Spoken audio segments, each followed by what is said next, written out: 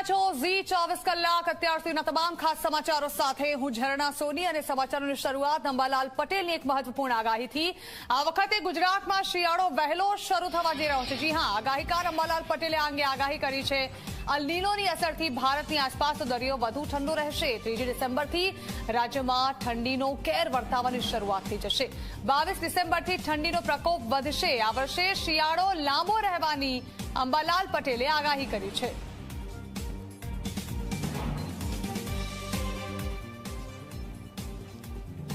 શિયાળાની ફૂલ ગુલાબી ઠંડીની સવાર સૌ કોઈ રાહ જોતા હોય છે, કારણ કે આ જ સમય હોય છે જ્યારે આરોગ્યની જાળવણી પણ ખૂબ સારી રીતે કરી શકાય છે, મોસમ પણ ખૂબ સારું હોય છે।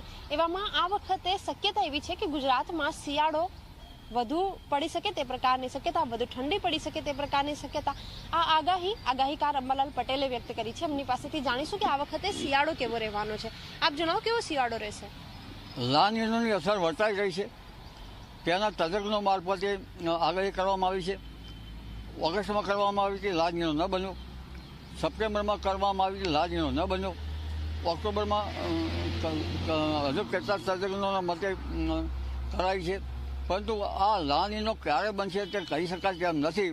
આમ છતાં લા નીનો મોડો બનવાની શક્યતા છે અને લા નીનોના અસરના કારણે સમુદ્રનું જે પાણી જળ છે એ કંઈક ઠંડુ રહેવાની શક્યતા રહેતી હોય છે, જેના કારણે દેશ સહિત રાજ્યના ભાગોમાં આ વખતે ઠંડી વહેલી આવવાની શક્યતા રહેશે અને શિયાળો ઠંડો જવાની શક્યતા રહેશે।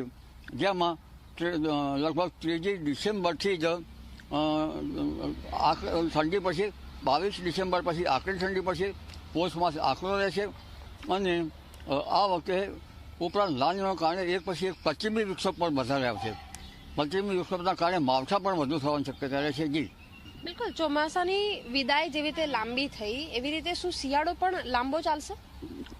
ચોમાસાની વિદાય મોડી થઈ ન કહી શકાય। હસ્ત નક્ષત્રમાં ચોખ્ખો ભૂલ થાય એટલે ચોમાસાની વિદાય થઈ શકે, પણ આમ છતાં વરસાદ ચાલુ રહેતો હશે ઓક્ટોબરમાં, એટલે લગભગ 27 સપ્ટેમ્બરથી 5મી ઓક્ટોબર વચ્ચે ચોખ્ખો ભૂલ થશે। એ વખતે પરંપરાગત જ્ઞાન પ્રમાણે ચોમાસાની વિદાય ગણી શકાય છે। જી બિલકુલ, તો આ વખતે ચોમાસાની વિદાય પણ ગુજરાતમાંથી લેટ થશે અને આ સાથે સાથે શિયાળો વહેલો આવશે અને શિયાળાની ઠંડીની અસર પણ વધારે વર્તાશે।